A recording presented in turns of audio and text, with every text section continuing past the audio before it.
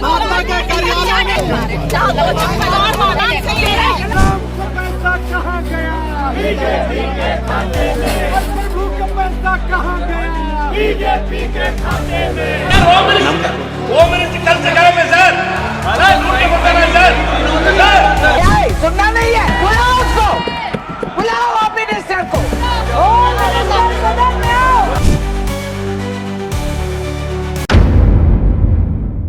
दोस्तों, जंतर मंतर पर एक बार फिर से युवाओं का आंदोलन शुरू हो सकता है। जी हाँ, वो आंदोलन जिसने भारतीय जनता पार्टी को मुश्किलों में डाल दिया, भाजपा की टेंशन बढ़ा दी, प्रधानमंत्री नरेंद्र मोदी को सफाई देने पर मजबूर कर दिया, धर्मेंद्र प्रधान का इस्तीफा करवा दिया, देश भर के युवाओं को भाजपा के सामने आवाज उठाने के लिए यहाँ पर जंतर मंतर पर इकट्ठा कर लिया।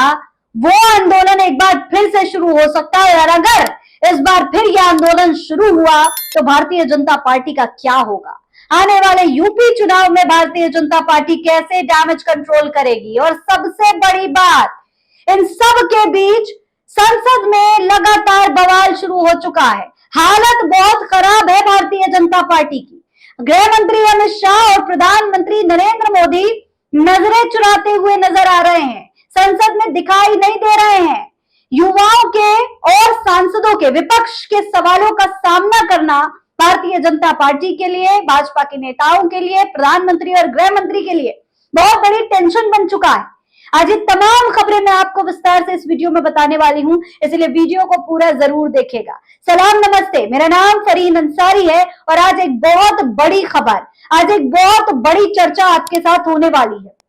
सबसे पहले दोस्तों आपको बता दूं कि जंतर मंतर का आंदोलन अभी भी थमा नहीं है। जी हाँ, चिंगारी अभी भी उठ रही है। धर्मेंद्र प्रधान ने इस्तीफा दे दिया, आंदोलन भले ही खत्म हो गया, युवा अपने घर घर चले गए, लेकिन यह आंदोलन एक बार फिर से शुरू हो सकता है, क्योंकि भारतीय जनता पार्टी युवाओं को मजबूर करती दिखाई दे रही है।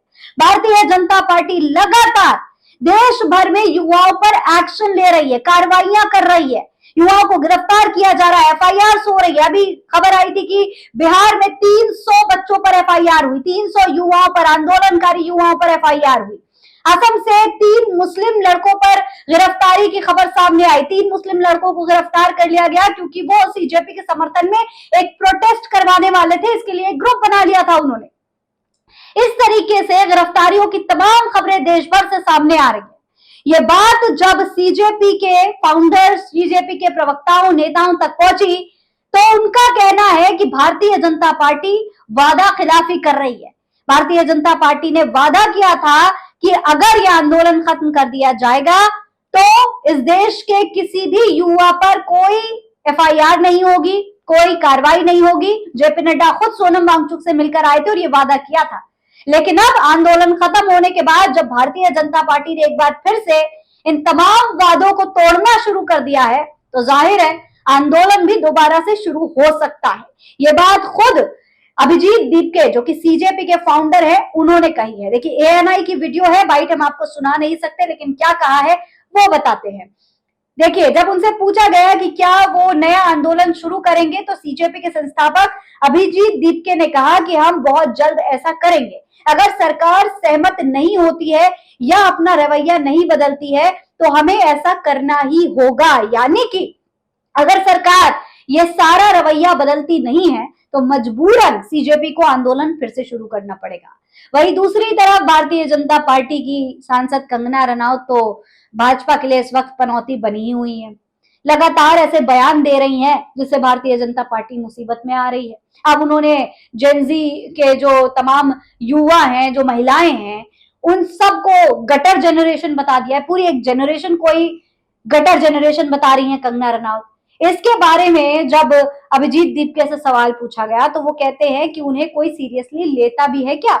यानी कंगना रनौत की हैसियत अब किसी लायक नहीं बची, उनको कोई सीरियसली नहीं लेता, चाहे वो कुछ भी बकती रहे, बोलती रहे, किसी को कोई फर्क नहीं पड़ता। ये कहना है अभिजीत दीपके का।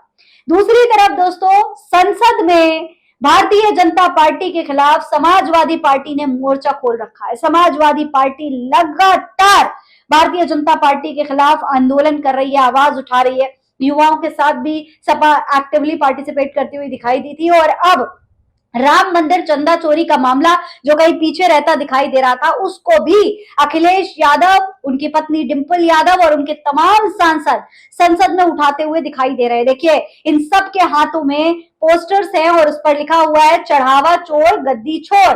साथ में इन सांसदों के हाथ में एक दान पेटी भी नजर आ रही है जिसमें सिंबॉलिक दान डालते हुए ये तमाम लोग दिखाई दे रहे हैं।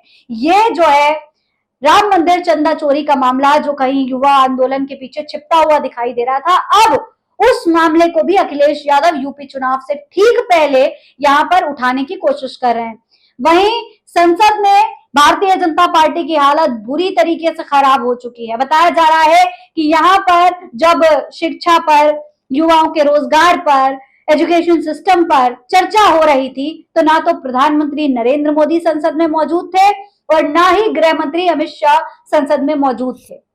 जनता का सवाल यह है कि क्या ये तमाम बातें सिर्फ प्रधानमंत्री नरेंद्र मोदी अपने मन की बात में करेंगे या फिर फ्रेंड्स करके एक रील बनाएंगे और डाल देंगे, जो उनका मन करेगा वो बोल देंगे, संसद में चर्चा के लिए नहीं आएंगे।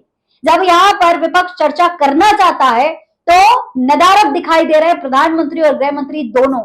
क्या देश के युवाओं के भविष्य को लेकर चर्चा करना प्रधानमंत्री की जिम्मेदारी नहीं है?